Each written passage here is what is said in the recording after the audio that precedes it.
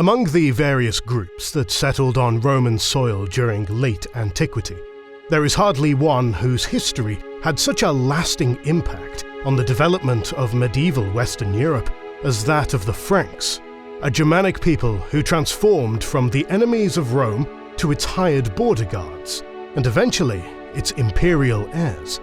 But who were the Franks? These people whose kings were said to be descended from sea monsters, whose axes were feared by other Germanic tribes, and whose descendants would create a Roman emperor in the West long after the deposition of Romulus Augustus. In this new series on the founding people of the medieval world, we will seek to answer just that. In this first video, we will look at the earliest origins of the Frankish people in the centuries before the fall of Rome, examining their tumultuous relationship with the Roman Empire and searching for hints of Frankish culture and society as it existed before the Middle Ages and the embrace of Latin Christianity. Do you know why thousands of people on YouTube and Patreon support us financially? Because they get history you won't find anywhere else. We release 3 new exclusive videos every week. Plus, they get perks like early access to all videos, voting rights on upcoming series and videos, access to our private Discord, our production schedule, and much more.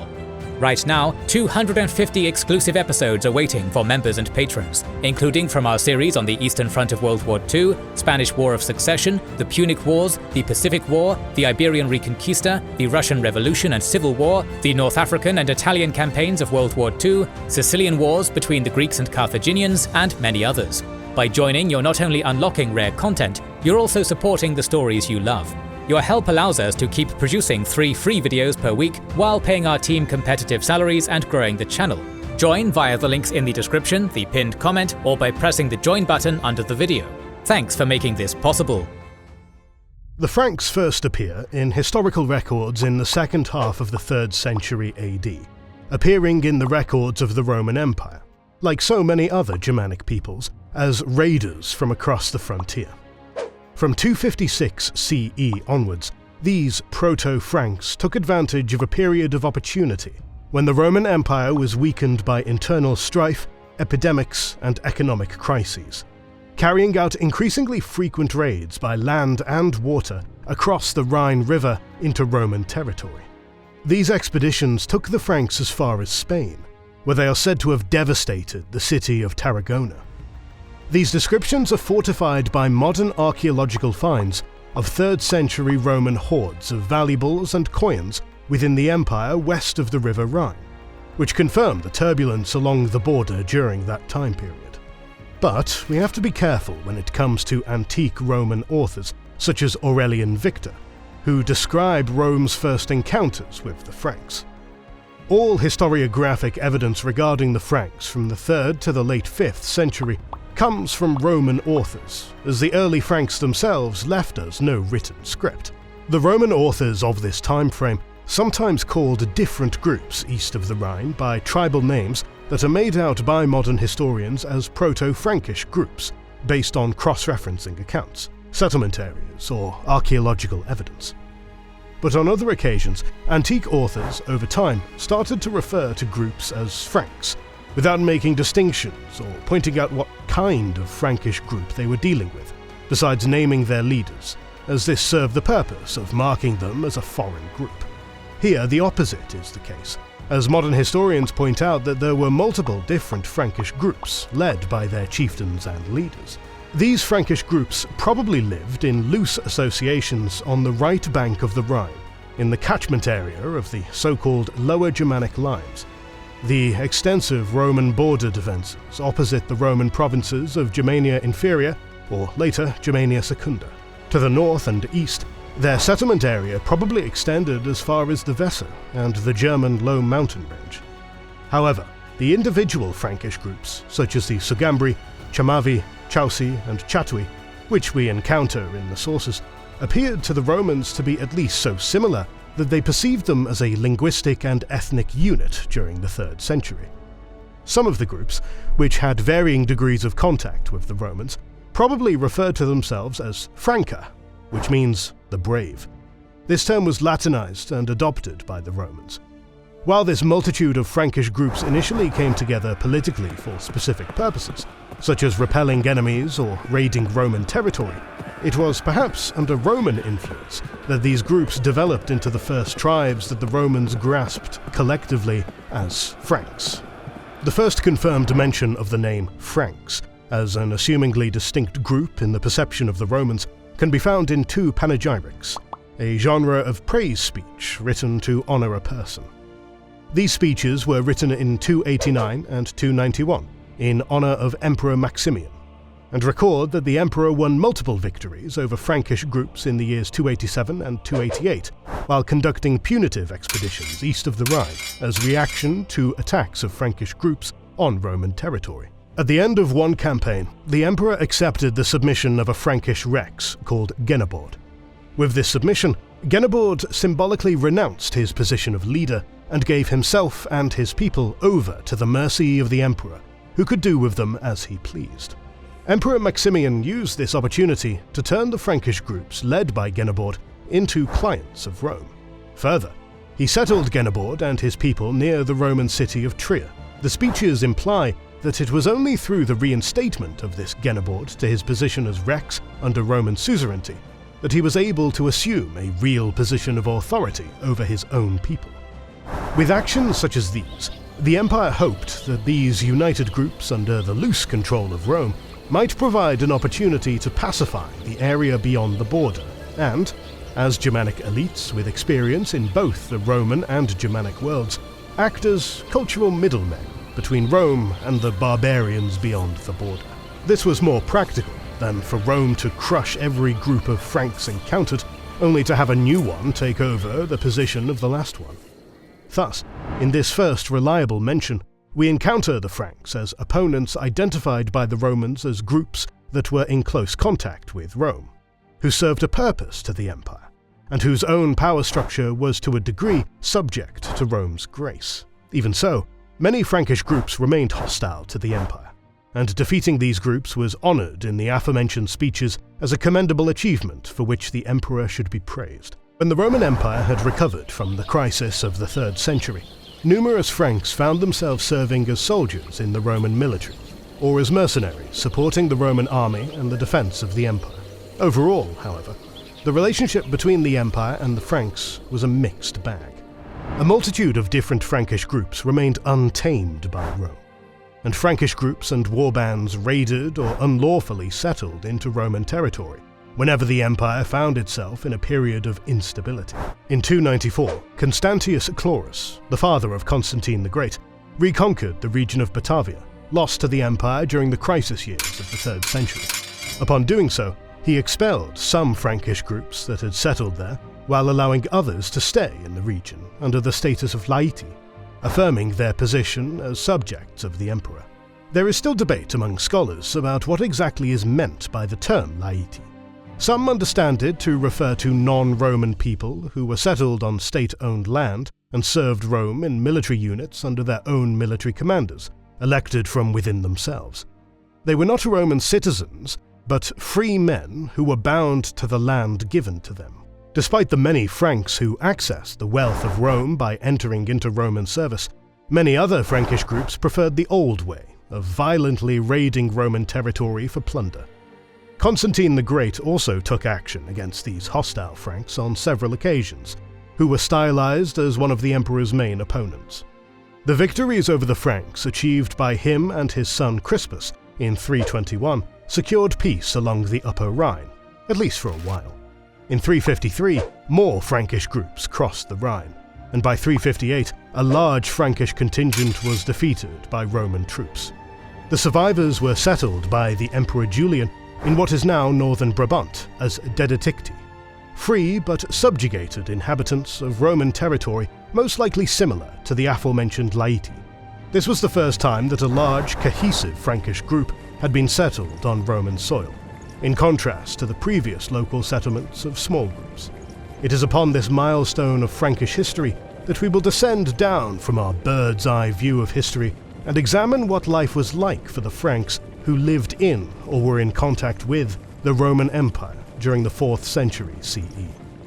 Around the year 375, the Tabula Peutingeriana, a map of the Roman road network, shows the territory of the Franks on the right bank of the Rhine, between Nijmegen and Neuss. However, researchers disagree on how the settlements in this region should be understood. Some researchers see them more as groups of mercenaries and their civilian followers and families, without a shared ethnic identity as Franks. Others argue that it is sufficient to speak of the Frankish groups of the 4th century as something like a tribal confederation, with a shared identity that could reach above the isolated groups and connect them together. Even though Frankish groups repeatedly appeared as opponents of the Romans until the early 5th century, the integration of the Franks into the Roman military was significant in all cases. Even the oldest Frankish grave finds from the 3rd and early 4th centuries show an astonishingly high concentration of Roman artifacts as grave goods, which speaks for the strong influence and contact between Rome and its Frankish neighbours that was not only acquired by raid and plunder. Not only durable and luxurious goods such as metal plates, artifacts and tools have been identified, but also light and delicate goods such as glass, everyday tableware, and in particular, a large number of Roman coins that indicate usage with the Roman economy. Numerous pottery shards have been preserved, even from everyday use, indicating the widespread use of Roman ceramics in the Franks. This exchange increased steadily with the recruitment of Franks into the Roman army and their settlement on Roman land. From the 4th century onwards, numerous graves with grave goods interpreted as Frankish were found in northern Gaul, both at Roman forts and in the more rural areas of this region. These graves were often laid out in rows together with those of the provincial Roman population, so that the ethnic classification of the deceased can only be determined by the corresponding grave goods. These Frankish graves from the 4th and early 5th centuries had abandoned the cremation customary prior widespread among the Franks and adopted the burial of bodies practiced by the provincial Romans. They interred both Frankish men and women, some of whom were buried with opulent grave goods. The inclusion of weapons and jewellery in the form of so-called Armbrustfibel, crossbow bolts, distinguished these graves from those of the provincial Roman population, as it was unusual for Romans to be buried with such weapons and this type of jewellery. Despite these variations in grave offerings, the Franks nonetheless took on many customs of their Roman neighbours, such as the practice of laying the dead to rest alongside clay, metal and glass vessels. Frankish women also seemed to grow fond of Roman fashion, as evident in their adoption of the broochless tunic dresses, custom to their provincial Roman neighbours. The Franks even took up the practice of placing a coin in the grave as Chiron's obol. However, they preferred silver or gold coins rather than the simple copper coins chosen by the Romans. These Frankish graves within the Roman Empire share some material aspects with the contemporary grave finds on the right side of the Rhine. This indicates that some of the Franks who died in Roman territory had originated in barbarian lands and maintained contact with their kinsmen outside the empire. Not every Frankish soldier in the Roman army remained in Gaul after his term of service. Numerous Roman military belt fittings and armor parts found in graves on the right bank of the Rhine, as well as coin hoards containing Roman solidi, indicate the intense movement of people between the Roman world and the Barbaricum during this period. The great importance attached to a military and warrior identity on both sides of the Rhine is evident in the fact that boys who died at an early age were buried with miniature axes, which indicated the position of their fathers within society and the boys' intended careers as soldiers following their father's trade. More recently, it has been suggested that even the well-known Frankish axe known as the Francisca was not a weapon brought by the Franks from Germania, but rather that it was a weapon produced by Roman state armories and issued to Frankish soldiers, auxiliary and mercenaries as a multi-purpose weapon.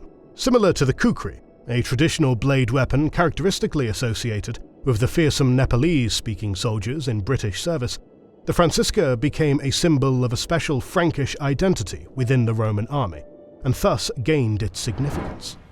The identity of these Frankish soldiers in Roman service, who were free men but not always citizens of the Roman Empire, is best expressed in an inscription in present-day Budapest.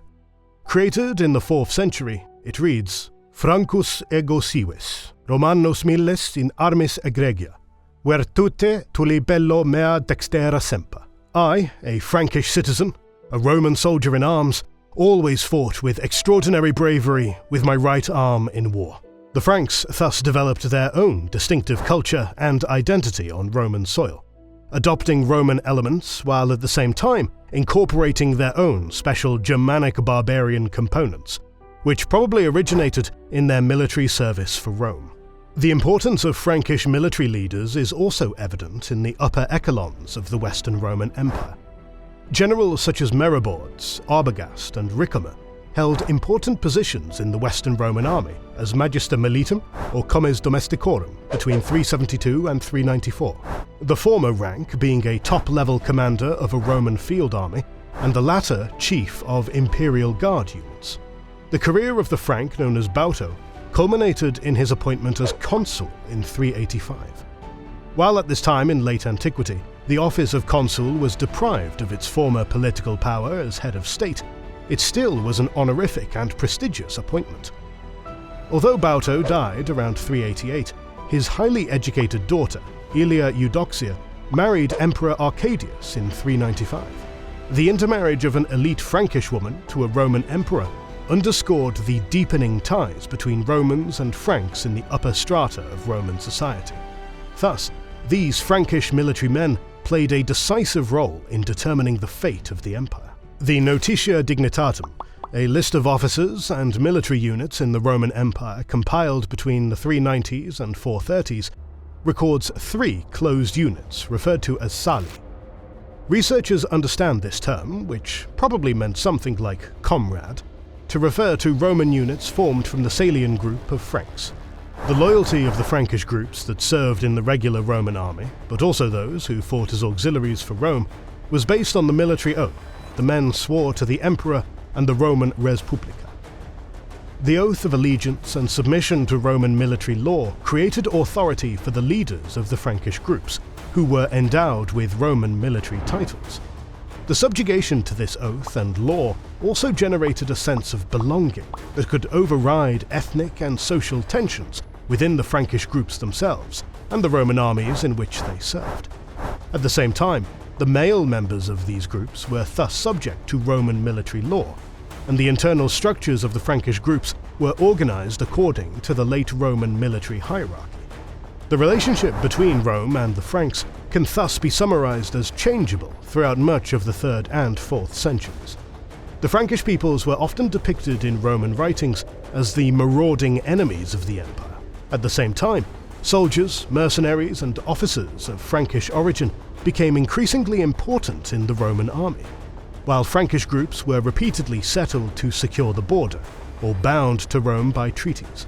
In the early years of the 5th century, this relationship was to change once again. The military catastrophe of the Hunnic invasions of Attila and his ilk triggered a chain reaction.